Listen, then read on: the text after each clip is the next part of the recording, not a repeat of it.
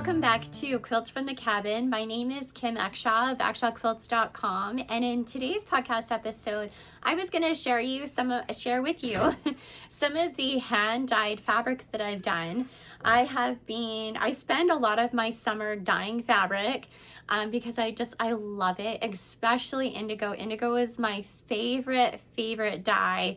I just love what it does to the fabric and the whole process, even though it like kills my back. I'm on my last batch of indigo and I'm exhausted. I think I've done 3 or 4 bolts of fabric. So yeah, my back is killing me, and I am very thankful that this is my last batch for the summer. So now that I've got a stash, I can work on actually the bags that I plan to sell. Like, they're finished bags, these won't be patterns. I have my prototypes in the back that are actually made out of denim, and in making them, I discovered that I really love bags made out of denim. Oh my goodness, they're so pretty. I'll show you those in a minute, but we will start on the natural dye that I do. So I haven't been doing a whole lot of quilting because I've been outside. Actually, I got heat stroke or heat exhaustion, one or the other, but I got really sick the next day. Because I had gotten too hot and I've been out in this heat. So yeah, it was a lot, and I was like, oh my goodness, I just want this to be over. But the only time I can dye, especially indigo, with the other dyes that I'm going to show you today, you can do those inside. But indigo creates fumes, for one, and it is so messy. Everything that touches indigo gets dyed blue. So that is something that I have to do in the summertime outside. So I've got my little dye station on the outside along the cabin, kind of in the shade, but not really.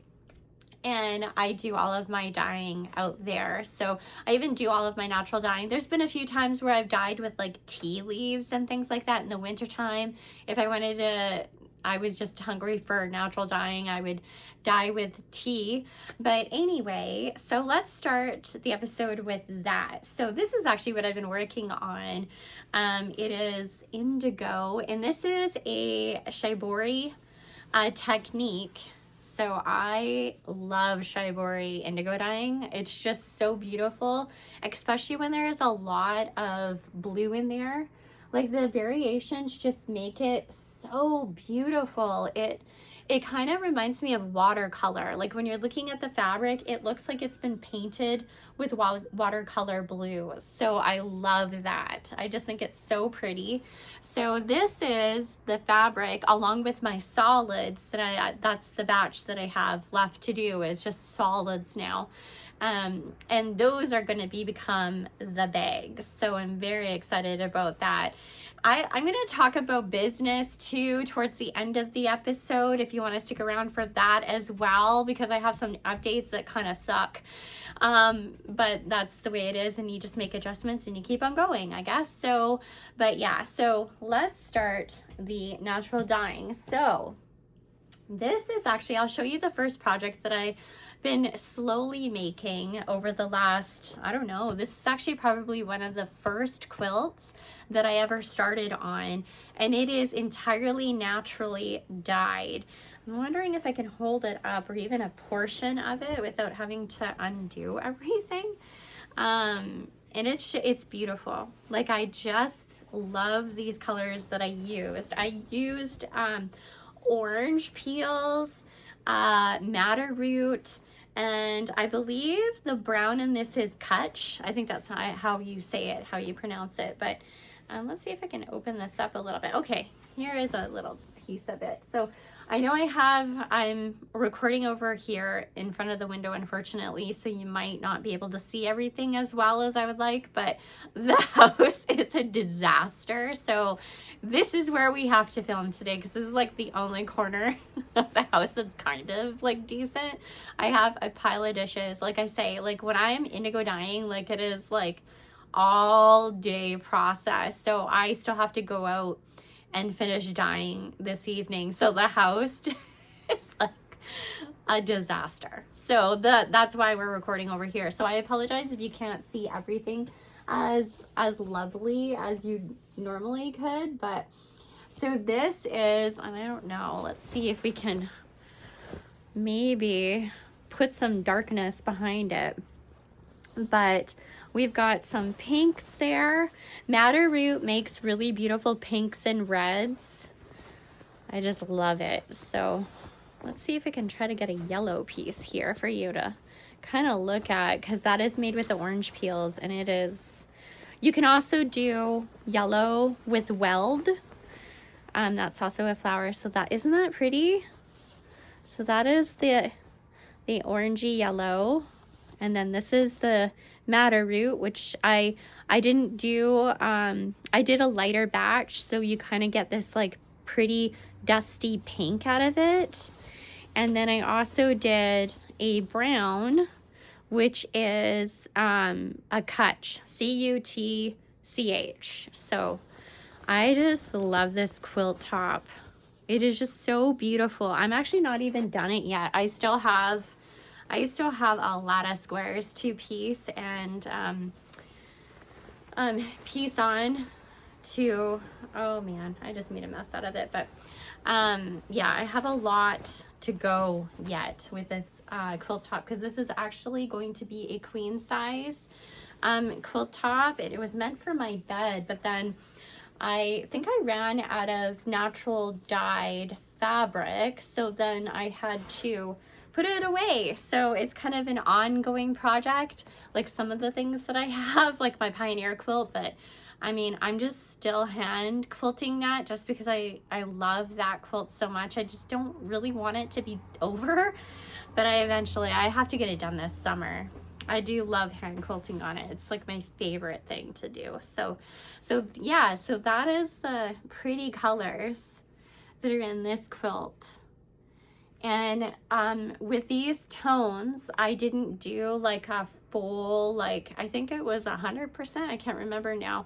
I have it all in my dye book, but to get these colors, I didn't use, like, say if it was like 100% for Madder Root, I might have used like 80% or 50% or something like that to get a dark or a lighter color, because I didn't really want that dark brick red that Madder Root is known for. I love these dusty pinks. I just think that they're really pretty. So yeah, and then moving on.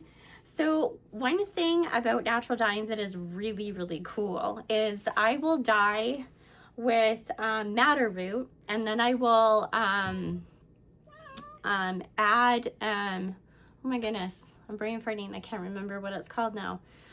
It will alter the color. So I add iron oxide to the Madder Root, and then you get a totally different color, which is really, really pretty. So this is like a beautiful light chocolate milky brown instead of red. And the reason for that is because I leave tags on everything so I remember if I want to recreate it.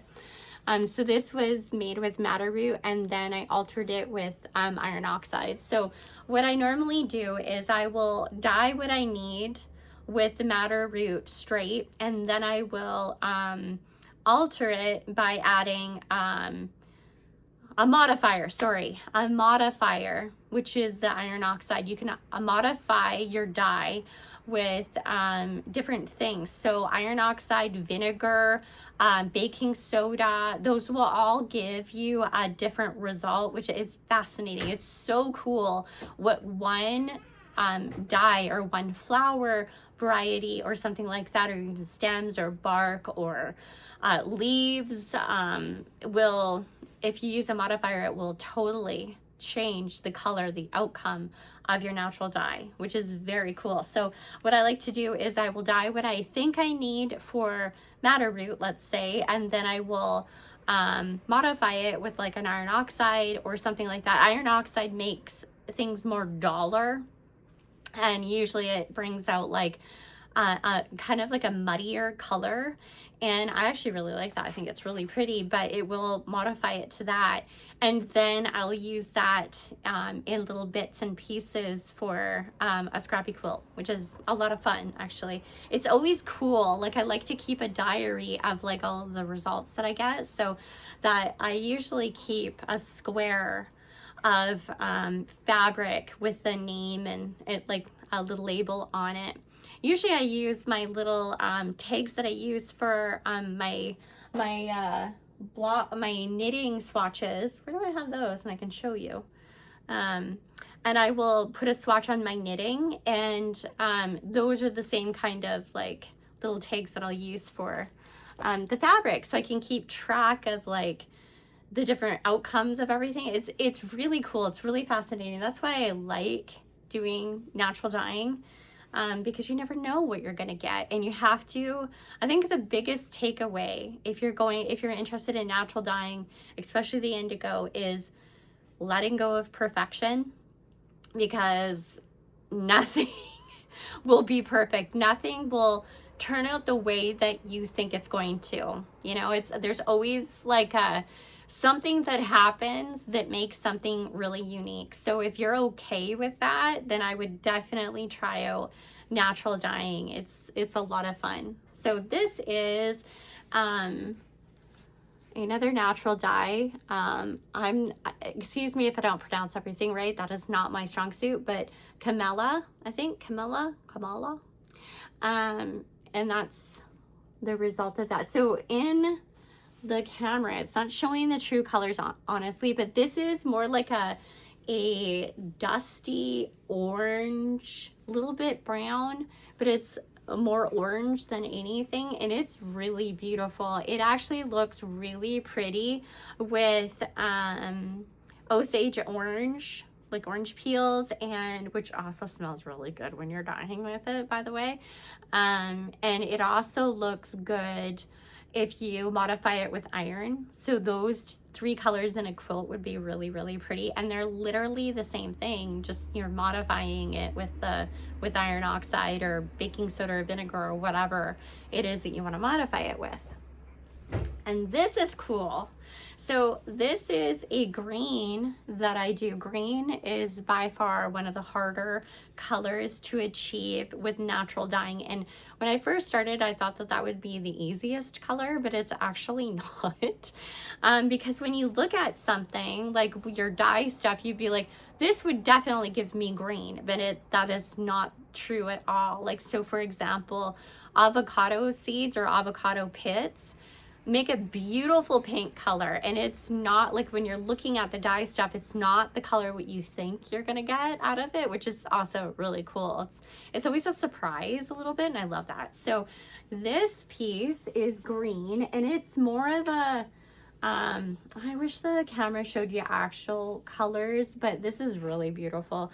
I'll try to maybe take pictures of things and then add them on the screen for you, so you can get an actual like realistic color, because it's just beautiful. But it's more of a blue green, this green, and the reason for that is that you dye it first with indigo, and then you over dye it with weld or a yellow of some kind. So then you get this beautiful green, and actually I've used it in quite a few of the patterns.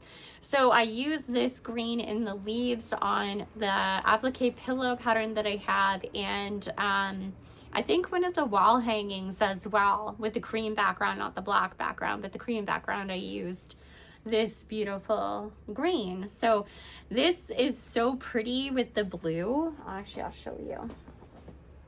So if you pair it together in a quilt, I wish I could see in camera the true colors, but if you pair this like blue green with the indigo in a quilt, it is so pretty. Like, it is really, really pretty together. So, but yeah, so this is modified with weld at the end. Well, it's over dyed, I guess, but isn't that cool? Like, I find natural dyeing just so fascinating. So moving on, so this one, actually, let's see, I'll show you in sequence here of like, if I've got one.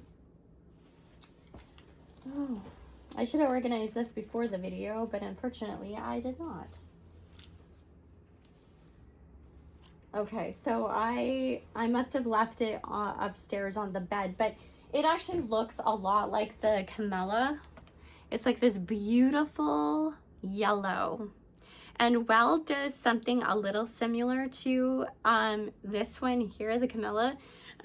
Weld is like a brighter yellow, and I forgot that upstairs because they are quite close, but this one is like sunnier, if that makes any sense. So the Camilla is sunnier. And then I also did Osage orange peels in a batch, and then this is modified. So I modified this with the iron oxide because I was curious what would happen. And this is a kind of like an army green it turned. And it is really cool. It's really, really pretty. I think it would be really pretty in like a yellow quilt with like maybe some blue in it or something. But so you can do so much even with one dye, you know, like you can modify it quite a bit. I like modifying with the iron oxide just because I kind of dig that those earthy colors, but you don't have to. I should have grabbed my notes before I started, but I believe vinegar or baking soda, I can't remember which one it is now, but that will produce a brighter color. Iron oxide produces more of a muddier color, but I kind of like the muddier colors. Like I think they're pretty, but this is like an army, like a yellowy army green, and this is the Osage orange modified with iron oxide. So again, I'll try to take pictures and then I will put them on the screen for you so you can get the true colors of everything, but it's just really pretty. It's a lot of fun to see like what your fabric is gonna, you know, as long as like I said, as long as you're okay with whatever result you get, right? So this is a madder root, and I modified it with soda ash to get this like beautiful pink. Like this is like a peachy pink that I did, and I just thought that this was just really pretty. So I read somewhere, probably online and maybe Pinterest, I can't remember, if you modified it with soda ash, madder root, you would get this beautiful pink, and my goodness, it is so beautiful. So natural dyeing has a lot of processes before you actually get to put the color in the fabric. So first, for this natural dye, indigo is different. So natural dyeing with like dye stuff like madder root, orange peels, avocado, all of those except for indigo, let's put it that way. You start by boiling your fabric. Essentially, you're scoring your fabric to remove any waxes or buildups from manufacturing oils that could happen when it's running through the machines at the factory or anything like that. Anything from production, you want to remove all of that, because if you don't, your dye is not going to be very even. Like this is actually really even, you know. Hopefully you can see that. Look how pink that is. Isn't that pretty? Oh my goodness. So I wonder if I hold it closer if you can see the actual colors, because that's the actual color right there. Isn't that beautiful? So the first step is scoring your fabric. So essentially you're boiling it with soda ash and a detergent, and there's a specific detergent that you can use. If I don't have that on hand, I use like a baby detergent. It has to be free of dyes and fragrances and all of that. It's got to be like the basic soap, because you're removing all of that junk. You don't want to put it in. So you're going to boil it with that, and I like to boil it for a few hours because I find that if you don't, you're not going to get very even results. Like you're going to have like these and sometimes you can avoid it anyway, but can you see that splotch there? Sometimes you get things like this. I think the splotches are actually pretty. It reminds me of like watercolor, so I think they're really pretty. Not everybody thinks that, but I actually think that they're really pretty and unique, right? Like you can see like a couple blotches there, but they look like watercolor. So I don't mind. I think it's really pretty. This is watery. Like this one turned out very like watercolorish. I'll go over that color in a minute, but anyway, so then you're scoring the fabric, and then from there, when you're doing your anything but indigo, you're going to tannin bath it, and tannin allows the fabric to absorb the natural colors later. From the tannin bath, you're going to rinse it, and then you're going to mortar it in a tub. So, and that stays in there for, the tannin bath can be up to 24 hours, 8 to 24 hours, and then you're moving on to the Morton bath, which is another 8 to 24 hours. I like to go overnight, and then you're rinsing it, and then from that Morton bath, then you can start dyeing your fabric. So there is a lot of steps. It's a lot of work. I'm not going to sugarcoat it. It is a ton of work to do natural dyeing. So that is, if you're trying to buy naturally dyed fabric from someone, it is going to be incredibly expensive because of that, because of how labor intensive it is. So for indigo, it's a little bit different. You skip the tannin bath. So that's pretty much what you do with indigo. I love, there's something about indigo that is super magical and super special, because when you go to dye your indigo, when you pull the fabric out, it is like a neon yellow. And then from there, it slowly turns to a neon green, and then a darker green. And then when it's finally done all of its reacting, it goes to blue. And the blue really depends on the concentration of your dye bath. So with indigo, I like to dye whatever fabric that I want that dark blue, and you can go super dark if you want, but it is, the darker the fabric, the more expensive it is. Not only that, but you have to take in consideration, the darker the indigo, the more likelihood that it's going to rub off on things. So other fabrics, other clothes, even if you wash it a ton and you rinse it, like with my indigo, I rinse it and rinse it and rinse it and rinse it. I vinegar it, rinse it and rinse again. And then I will put it in my,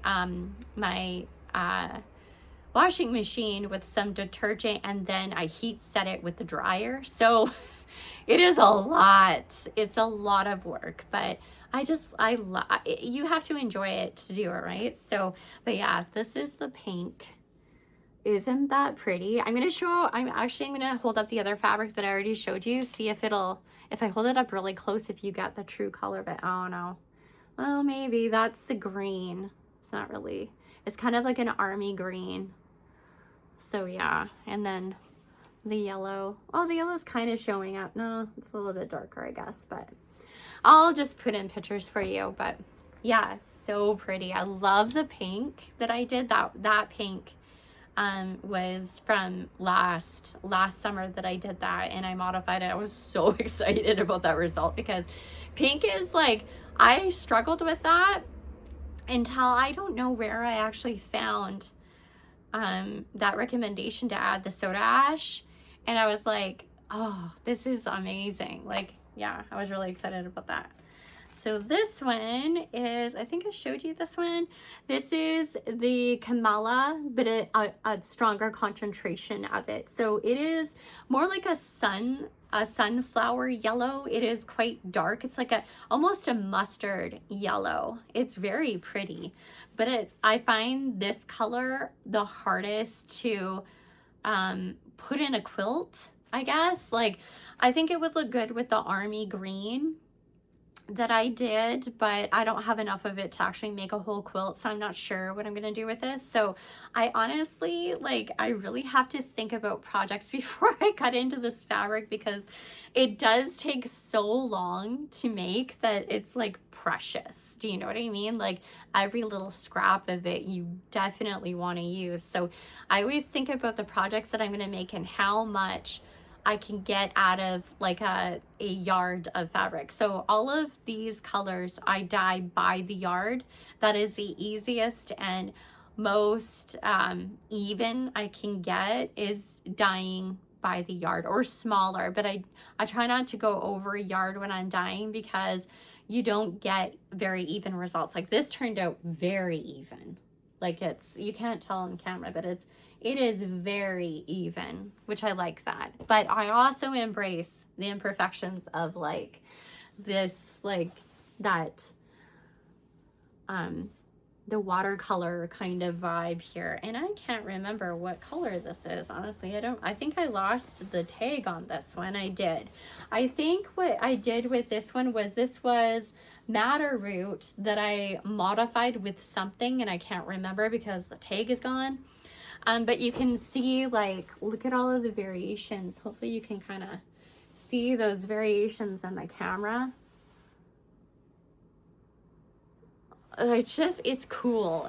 I think it's really pretty when things like that happen. It's so unexpected, and a lot of the time you don't have control over how things are going to end up. I mean, you can try. I have, like, some of these colors are very even, whereas others don't come out very even, and I'm not sure what happened or why that happens sometimes, but it happens. So I think with this green, I did this green. Do I have a tag on it? I don't. So I know that I would have first dyed it in indigo to get this green. And then I think what I did is I modified it with like maybe an iron oxide or something, because this one is a little bit muddy in appearance. So it could have been that. I could have over dyed it with weld after and then modified it. I probably was experimenting because I like to do that with little bits of vats that are exhausted. So, oh, that was my point with I get so excited about this. I kind of jump around. But with the indigo, I like to exhaust that vat, because then you get all kinds of beautiful different shades of blue. So this next one is also indigo, but it's an exhausted vat. And isn't that a beautiful blue? Like, I love all of the different variations. I've done actually most of the patterns, most of the blue patterns in my shop are made with indigo in varying shades. So that's very cool, right? That's my daughter's favorite thing. She's like, Mom, can I have a light blue and a dark blue and, you know, all these blues? And I'm like, yes, you can. Okay, so this one, I believe, yes, this is weld. And I modified it with iron oxide, but I only dipped it for 60 seconds. So that's really cool. So this weld is a yellow. It's a very bright, pretty yellow.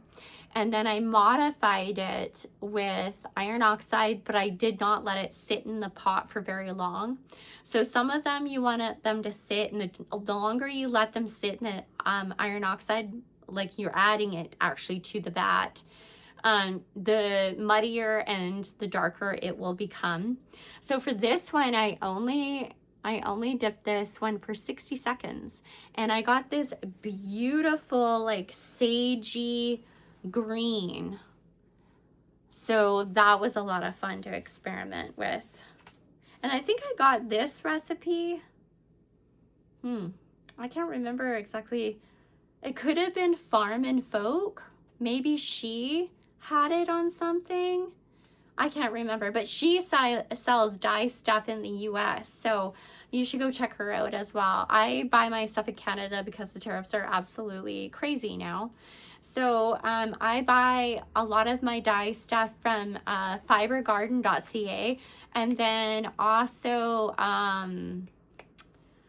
I can't remember the other name for the dye stuff. It's actually in Vancouver, BC. I'll try to put it on the video here because I can't remember the name right now, but I buy quite a bit. Actually, I bought the weld, and I bought madder root and a bunch of other stuff from that other place in Vancouver.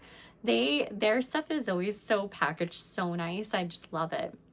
It comes in canisters, which I really like because I like to reuse those for the soda ash and things like that with the indigo. So I like to reuse all of those canisters. So those I prefer buying. They're a little more expensive buying from this other shop in Vancouver, but I like how they're packaged because I get to reuse all of that packaging.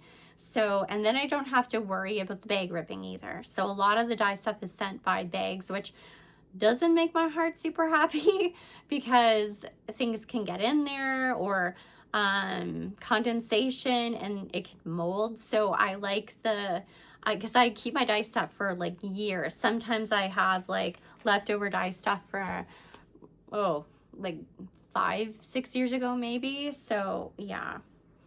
Okay, so this is the Shibori, and Shibori is really cool. I hope I'm pronouncing that correctly, but there are a lot of different techniques that you can use to get all kinds of different, I'll see if I can stand actually, and you can see it better if I put it in front of myself, because the window is kind of messing up the colors and stuff, but it's, oh cool. This is a lot of fun to do, by the way. So this one that I showed you first, I fold it a specific way, and I use clamps for this one.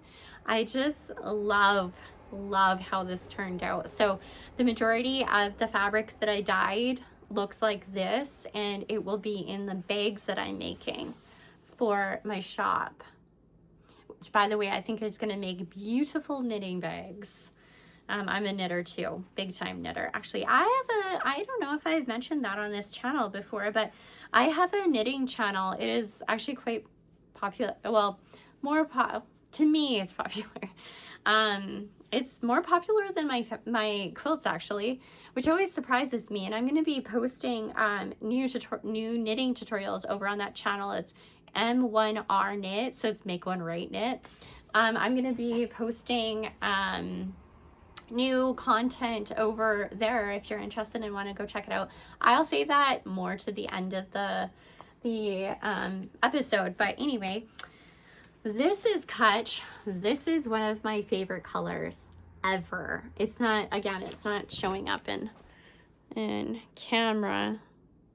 Yeah, I wish it was. I wish it would, but this color is so beautiful. It is my second favorite dye and color to the indigo. It is like a beautiful rusty kind of brown color in real life, and this is one of my favorites. It's just so beautiful. What did I do with this? Yeah, I only steeped this one in tannin for an hour, and then I dyed it with the cutch. So I always try to remember to tag everything so I remember how to do it for next time to get that same result.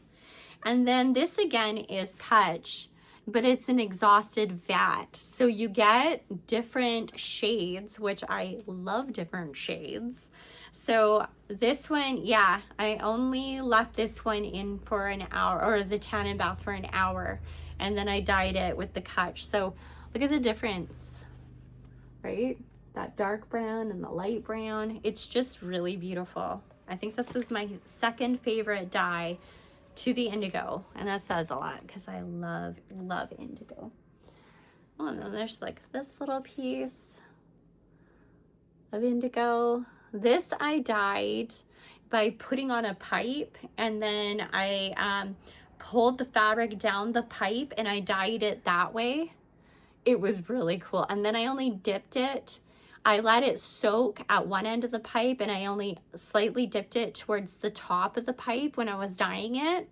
And it just made like beautiful colors in it. I would show you more of the fabric, but this fabric has all been used for my daughter's big quilt. I think I posted it in my stories on Instagram, so you probably saw it, but that quilt has a lot of the Shibori and indigo in it. It actually ate up my entire indigo stash from last summer, so that's why I had to go kind of hard on the indigo this summer, because I knew that I ran out, and it's not like I can dye more of that after summer. So yeah, okay, so that is all of the dye stuff. I'm gonna pause it and go grab the bags.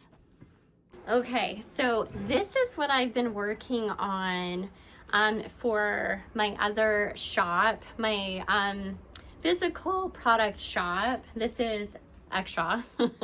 Instead of Exshaw Quilts, it's just exshaw.co because .com was taken, unfortunately. So I'm going to make my Indigo bags and post them over there. Actually, I might end up just doing everything on Etsy. I have feelings about that, but we'll get to it anyway. But so these are the bags these are the prototypes that I did in denim, and I was like, oh my gosh, I really, really love denim bags. Like, I think I might end up adding, I wasn't intending to add these to my shop, but they turned out so beautiful. And I really love the denim, so I think I might actually end up adding them to the shop. So this is the smaller bag, and it has like a metal, well, this one doesn't because I actually forgot it, but my Indigo one that I have not shared yet publicly has like a magnetic closure, which I thought was really cool. And then it has like a slip pocket inside and also a zipper pocket. So you could put your, like if you're a minimalist like me, I don't like carrying a lot of stuff unless I'm traveling, and then I carry way too much stuff and I want to bring everything with me. But for day to day, I just, oh man, I'm just so happy with how this bag turned out. And it's got side pockets as well. But I think these bags, because I'm a knitter, right? So I kind of look at everything through either quilter or knitter eyes. But I think that these bags would be a fantastic knitting project bags as well. So you could use them for literally anything. But yeah, so this is the first one. And it's just the perfect size. Like, I can't wait to photograph everything when it's done. I still have to make the second bag style, because I'm gonna have two bag styles. This one, which is a smaller one, and then my giant one for like overnight or weekend trips, or even knitting projects. I have a lot of knitting projects, so this is maybe for like socks, or like a toque, or even maybe a small sweater or something you can fit in here. But, or like, you know, if you wanted to just use it as a purse, you could totally do that as well, because I love having a zipper pocket. So I did a zipper pocket inside and then a slip pocket as well. But the zipper pocket would be nice if you just wanted to pack like a small wallet, or even just slipping your cards in there. I do that a lot. Like, I try not to pack a lot like every day, but anyway, so yeah, it just turned out so beautiful. I'm really happy with the result of that. And then to pair with that bag, I wanted to make a pouch that would be not so giant. Like, I wanted it to fit in the bag really nicely. So this was like the prototype that I made, and it also has like a slip pocket for your card inside, and this bag, or this pouch, fits perfectly inside of this bag. So if you didn't, you know, you could use it as your wallet or whatever. And then I made a second one with my logo for my daughter. And this, again, this is jean. It's not made out of the Indigo yet, because these were, like I said, like, it takes so much time and effort to make fabric out of Indigo. So I wanted to make it out of a fabric that I could easily replace, and I ended up loving the denim. So I made this one for my daughter with the logo on the outside, and it just turned out so cute. Like, I really love it. And I have like these I got ring zipper pulls because I like those. And then it also has a slip pocket inside as well. So yeah, they turned out so cute. I couldn't be happier with this little combo.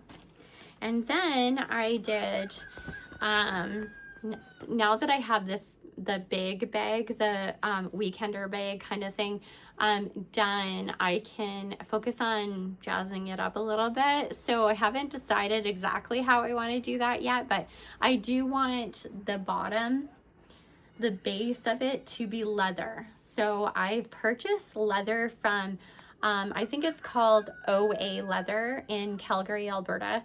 I love dealing with them, by the way. So if you are looking for leather to make something, highly recommend them. They've been so good to me. I bought all of the leather straps and the leather for the bottom of the bags. I didn't want to use the leather for my prototype because I wasn't sure how this would all turn out. And it actually turned out just the way that I wanted, except it's pretty basic, but I love basic. I'm a pretty simple girl. I don't like a lot of like color.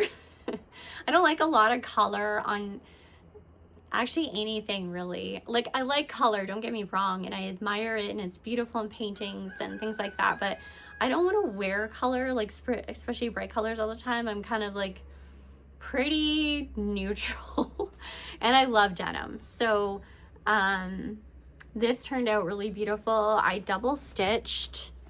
Oh, I wish you could see it better. I double stitched all of the seams. So they're like actually stitched 3 times for durability. And then these are genuine leather from OA. And then I did a really cute jean snap. So this will snap closed like that. I loved that detail. I just thought it was really cute. The reason why I didn't go with the zipper is if you are using it as a knitting bag, which I plan to use this one as a knitting project bag, I hate zippers and yarn together. So I wanted something that I could snap, you know, close it, but not have it be annoying. I did add a zipper on the inside, but it's high enough, maybe. I don't know. I'm not sure what my thoughts were on that, but I wanted the zipper and the slip pocket to be in my Indigo bags that I plan to sell on the website. So I wanted to add that to this bag, even though it has a zipper and the yarn might not like that. But these zippers are really nice quality. So they might not be so bothersome. But yeah, so we've got a zipper pocket for like cards and coins and things like that. And then we have a nice big slip pocket in there for your phone or maybe needles or notions or something like that. And then I hand stamped my logo inside the bag, which I thought was absolutely beautiful. I loved it. I was so excited about it. I was like, I want to stamp everything. And my husband's like, 1 stamp is enough. So, you know, but I had a lot of fun stamping it. I love printing my own fabric. So yeah, so this project bag well, it's a weekend bag, or it's a big bag. Like it's a big bag. Look at that. I love big bags. So I had to make a giant bag and then a normal size bag. So I'm really happy with this prototype as well. I'm happy with how everything turned out. So now I can focus on some design elements when I go to do the indigo, or I go to do like the solids, the solid indigos or the varying shades of indigo. I have like a base that I can work off now, and I can sit and remeasure things if I wanted to put like a quilt block on it or something like that, because that's really important. So, because sometimes your math doesn't always math when you have it all together, or you miscalculate a seam allowance. So yeah, I'm just really happy with how these bags have turned out, and I'm really excited to add them to my shop. And like I said, I think that I might end up putting the bags just on Etsy for now. So I think we are actually done talking about all the quilts and the natural dyeing. So if you don't want to stay for the business talk portion of the episode, you can check out here, and I will see you next time. I'm not sure the next time will be, because like I said, I have more dyeing. I have a lot of prep for the shop to do. So we'll see. So anyway, business talk. So I've been thrown some serious curveballs in the last few months that have actually devastated me. It has been a lot. So I was actually, for my Exshaw quilts, I was using Etsy to kind of help fund my my website and things like that. And I had continuous growth month over month over month. Like it was good. I actually did better with my gross income than I thought I would when I did my projections for the year, when I launched last year, I sold my first pattern last year, and that was the intent, was to sell patterns. So I actually did much better than I anticipated, which is fantastic. So I ended up grossing over 6,000, which I was pretty happy about my first year of patterns. So patterns are not like, you know, $100, $200, right?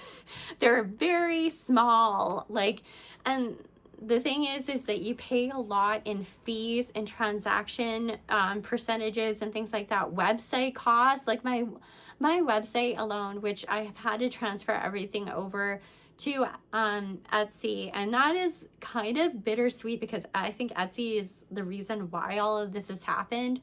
So Etsy made some big changes, and I started seeing those changes in May, but I wasn't too concerned because I know that summer months, like, sales can be down anyway.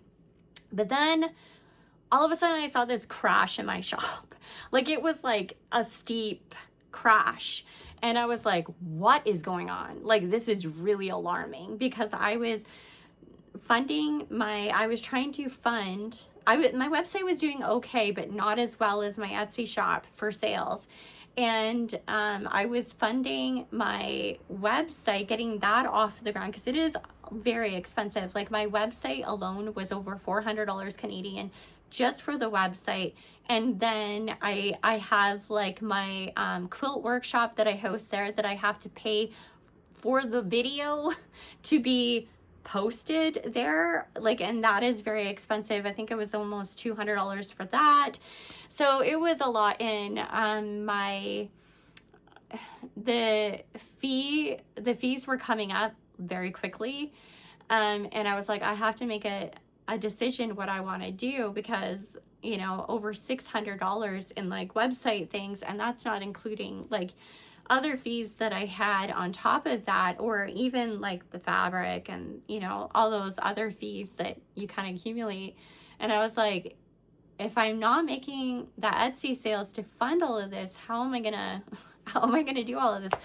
So I did not want to, and I was actually really mad at Etsy, and I'll be honest, I was really like, I'm very upset about it. I actually was devastated. I had a few good cries about it, because my shop was doing so good. Like, it was just like the momentum was like uphill, and it was looking so good, and I was so happy about like what I had accomplished. And then for that to happen, like, it was like a steep, all of a sudden, like, bam. And then I realized that they had made significant changes on Etsy, and I understand from their point of view why they did it, but it just sucks because it affected my shop in such a negative way. But now when you go to search on Etsy, it automatically excludes all digital. And what am I? I'm a digital creator, because my patterns are digital. They're digital downloads. So I was excluded from anything that didn't have pattern or digital in the title. So they're excluding all of digital content automatically, and it's not even something that you click. You have to actually click off of it if you know about it, but if you don't know about it, then I'm not going to show up. And I was not showing up in search at all, and I was still paying for Etsy ads, and they were not helping. When I went in to check, I had already been up to $160 in Etsy ads, and out of pocket, because I was advertising before and things were good because I was getting sales, so then I could pay for the ads, and that's how I was building my momentum and stuff. And then when this change happened, I was still paying those ads, but I was not getting any traffic, like none. So I was like, oh my goodness, like, what do I do? Because I've already financed my fabric, because this is a business. It's not a hobby. This is a business. I'm treating it like a business.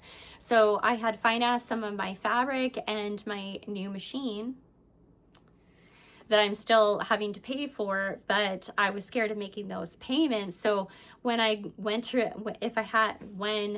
website was set to renew, that would go on my credit card. I didn't have like the income that I was having in order to pay that off. So I was like, oh my goodness, like this really, really sucks, because I've worked my butt off. Like I've posted and edited and tech edited, paid for tech editing, by the way. That is not cheap. But I'm also human and I still make mistakes, so keep that in mind. But I was paying for all of these things in order to have the business, and then when I wasn't all of a sudden getting the income, it does play on your confidence, I'll tell you that. Like it just sucked a kick in the face. But so I was like, okay, well, I'm not sure. I took like a couple of days to just like kind of grieve it. I was like not in a good place. I was just feeling really, really down about all of it, because it sucks, because you see this momentum and all of a sudden it's like it's sharp decline. So I still have my machine and that I had to get, and then some of the fabric I paid up for most of the fabric out of pocket, or my patterns have paid for that, but I still have some that so for example, all of my fabric that I just bought a few months ago for my indigo dye, because I have to plan ahead months in advance. When you buy bolts, especially if they're from Dinky Doo, like sometimes it's like 4 months before I get the fabric. So I had to plan ahead in order to get that fabric, and that was 4 bolts, so that's $400. And that's just not taxes or anything included in that. And then I got 2 other colors on top of that, thinking that I'm gonna have this income from Etsy so I can easily pay this off. And then when that happened, and I was like, oh my gosh, what do I do? So I've had to kind of pivot. And because Etsy doesn't charge me monthly, so it's so kind of like, oh, it kind of makes me mad, because I just want to leave the platform because of what they did. But also, where do I put it if I don't have the website right now? And if I can't pay for the website, then where do I have my patterns? So I left the patterns, I transferred everything over to Etsy, and then I took my quilt workshop, my paid quilt workshop, and I put it on a private, because you can actually do that on YouTube, which we'll get to. Now they have courses that you can post on YouTube, which is very cool. So you can invite people into private courses, which is what I ended up doing. I took my quilt workshop and I posted everything on YouTube. And then I just invited those people that have purchased that workshop, so they still have access to all that content, because they always watch it, which I just love. I just love that. So but it does not make it, because now I don't have that sales page for the quilt workshop to sell it, right? So it's just like there's always like something that you kind of have to figure out. So I'm trying to pivot, and I swear every time I try to pivot, I don't mean for this to be such a Debbie Downer, but this is real. Like, I'm not going to sugarcoat what's going on or how I'm feeling and stuff about it. So I don't want it to be like downy, you know, like all bad negative things, but it has been bad and negative. So I'm going to be honest about it, but I'm also going to talk about how I'm going to fix it. So there's that. So anyway, yeah, so I transferred everything over to Etsy, which is kind of like, ugh, made me mad just to do that. But anyway, I've transferred everything over, and everybody has access to the quilt workshop that had signed up for it, which is really nice. But now I can't really sell that right now because I don't have a sales page for it. So if you are still interested in taking the quilt workshop, it's still available. I just have to manually do everything now, which sucks until I can pay off some of my fabric and the machine and all of that, and then I can pay to have the website again. So anyway, yeah, so it's been an adjustment. So what I had thought on how to maybe fix the situation is I will make physical products and sell them. And I had already started that with One Trick Pony, which I've now rebranded to my last name. My surname is Exshaw. So I just wanted to have it all Exshaw. I love my last name. So I was like, I'm just going to use that for everything. And then it just makes it kind of like a universe rather than this over here and that over there. So anyway, I was like, okay, I will do physical products. And then I've been dyeing everything. And then I heard that there's going to be more tariffs. And I was like, oh, I swear, like if it's not one thing, it's another. So now there could possibly be a 50% tariff. The last time I checked, I was like, oh my God. So I don't know, because the majority of you that watch me and love my patterns and my products, y'all live in the States, and I love you. I wish I lived in the States sometimes, because I just feel like more accepted there than I do even in Canada. So my products and my patterns do really well in with the American audiences. So that was when I heard that, I was actually in the middle of dyeing, and I had sat down and I got a notification about a video and there being 50% tariffs. And I was like, oh, that's really gonna suck. That's really gonna hurt. So then I was like, okay, what do I do now? So I'm still going to have the products, like I'm still going to have the bags that I've been working so hard at. But what I think, because I had already paid for, and you can't switch. So if you're gonna comment and say, why don't you just do that and this, it doesn't work like that. I had paid for another website. So I had two websites, right? I had paid for my Exshaw quilts, which expired in June or July, and then I had an additional website for my quilt or my knitting. So I was going to use the knitting for the bags, but now what I think is I'm going to just sell the bags on Etsy, you know, but I don't have to pay monthly for that or pay up front, which is hundreds and hundreds of dollars for something that I don't know it's going to work or not. So I'm going to transfer my physical products, because of that tariff information, over to Etsy, and then use that paid website that I already had paid. I think it expires in December for the knitting content. So, and you cannot easily transfer one website, like the paid yearly membership, over to another website. They do not allow that, and I've already asked that, because I used to be a website designer. That was like my bread and butter before I started doing the arts and crafts as business. So I used to be a website designer, and I actually sold Squarespace website templates and website designs beforehand, so I already knew that. So anyway, so what I'm going to do is all of the physical products I'm going to just put on Etsy and hope for the best over there. But yeah, it's disheartening. It is, the way that everything is kind of going with the economy and things like that. I've had to pivot again.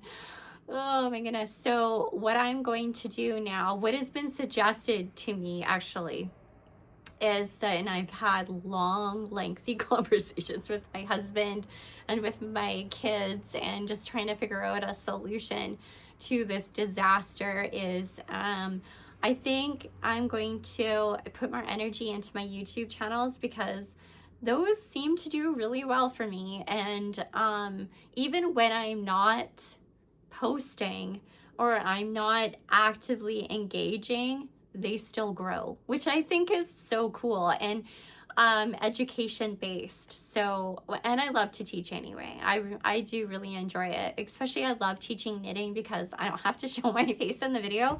It's just my hands doing something, which is lovely. So I'm going to focus on more educational content on my YouTube channels for both the quilting and the knitting. So yeah, so probably big stick chain quilting lessons coming up, more quilting content here, and then my knitting channel is only going to, I'm not going to have a podcast or anything over there, I don't think. So I'm just going to focus on educational content and teaching knitting and things like that, because that channel has over 7,000 subscribers and over 20, this blows my mind, over 27,000 watch time hours. That's wild to me. And I'm just teaching knitting over on the other channel. So if you're interested in learning how to knit, I actually teach in one method. There's lots of different knitting techniques and different knitting methods, but I really, really enjoy the Norwegian knitting method. It's where you, your yarn, when you're purling, your yarn never comes to the front of the work. Genius. I love that. So I really, really love that. So if you're interested in knitting content, definitely go check out my other YouTube channel. It's M1R Knit. So it's Make Run Right. You know, I thought it was like kind of cute and fun. But so yeah, I'm just gonna focus on my YouTube channel until maybe something changes with the economy, or I don't know. This is the only like solution that I've kind of come up with is and I know that YouTube is not the end all be all of everything, but between the educational content on YouTube and then also my patterns, because I do have knitting patterns as well. I'm on Ravelry as M1R Knit as well. So, and then the quilt patterns, which the quilt patterns have done a lot better than my knitting patterns, but I also have like way more quilting patterns than I do knitting patterns, because as you know, knitting takes like forever, and I feel really confident and comfortable with quilting now, so I can easily pump out a baby blanket or a bag within a day, maybe 2 days. I made my it sounds like I'm bragging, but maybe I am a little bit. I was proud of myself, so but I made my husband's throw quilt, which is the Dale's Irish chain, because he's part Irish, in green. I thought it was cute. I made that in like 4 or 5 days, so that was fun. So I feel really confident in writing those patterns and making that, so I definitely will continue making my quilt patterns and stuff, because I really enjoy it. So yeah, and then I'm gonna continue educating on my knitting channel as well, and making knitting patterns too, just because I do enjoy them, but I'm not going to make that like my focus, because it does take so long to knit a cardigan, or something like a month. Whereas like my quilt patterns don't take that long. So, but yeah, so that is like my honest take on everything and what has been going on, and you know, all of that. So yeah. So if you've stayed this long, and if you stayed right to the end, thank you so much for watching. I really do appreciate you being here and watching my content. And if you have any suggestions for quilting, or if you want to go over to my other channel and make knitting suggestions as well, I would love to hear your comments or your feedback on anything, and as long as it's kind, because we don't need that. But yeah, I would love that. And most of you are very, very sweet and kind. And I've made so many like beautiful connections doing the quilts and the knitting. Honestly, I have pen pals all over the world that I love. It's such a blessing, really, honestly. It makes my little world feel a little bit bigger, you know?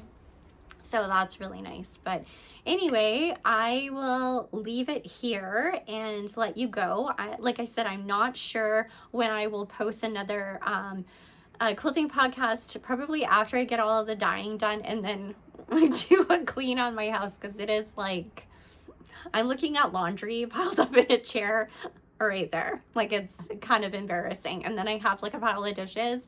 So like, there's all of these things that I gotta do in addition to trying to run a business. And I'm sure if you're a woman, you know this, but anyway, but yeah, so thanks again for hanging out with me, and we'll see you next time. Bye now.